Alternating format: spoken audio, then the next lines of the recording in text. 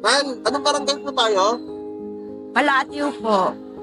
Ay, ano po masasabi niyo sa kasalukuyang pamumuno ni Mayor Vico? Ano po, sana po matulungan po kami ng makabili ng bigas. Sapat po ba yung nakukuha niyong tulong sa kanya? Ako po wala pa po akong nakuha.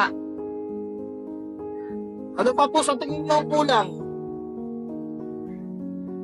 Yung PWD po, kailangan po kasi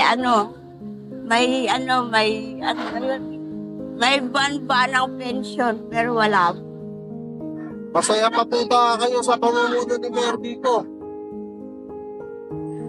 Parang lang po, naghihintay lang po ng magandang mangyayari. Iboboto niyo pa po ba siya sa darating na eleksyon? Hindi na po. Sino po ang iboboto natin? At Sara po. Ay, may mga kilala ba kayo na hindi natulungan at nagkulang din sa serbisyo ni Vico? Kukuha nga kami ng bigas noon. Tapos nakapasok na kami, uupo na ako.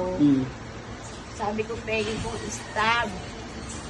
Sabi niya, halika nga muna rito, interviewin kita. Dinala niya ako sa isang sulok na walang nakakarinig na tao. Tapos sabi ko, hindi ko po alam ang sasabihin ko, hindi ko po alam ang gagawin ko. Tapos sabi, tinuruan niya ako kung ano sasabihin ko. Pero aware, Sabi ko, ayaw ko pong magsalita. pero alam nilang PWD ka. Sinabi ko, PWD po ako. Oo.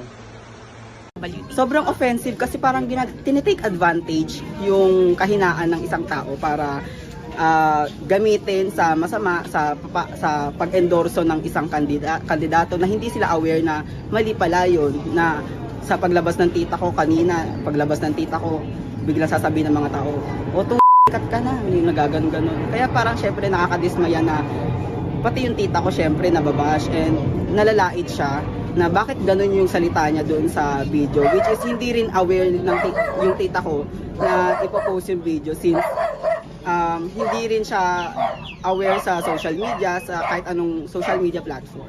Ibig sabihin yung video na hindi nagpaalam kung pwede gamitin. Kumbaga, binidyohan siya dahil nga daw bibigyan ng bigas, pero hindi totally aware yung tita ko na ipopost yun. Kaya hindi niya alam na kung sisikat ba yung video na yun or what. Kaya ngayon medyo nangangamba yung tita ko na baka mamaya away-awayin siya sa labas or laitin dahil nga sa naturang video.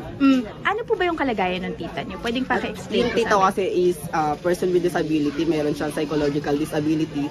Kaya actually hanggang ngayon may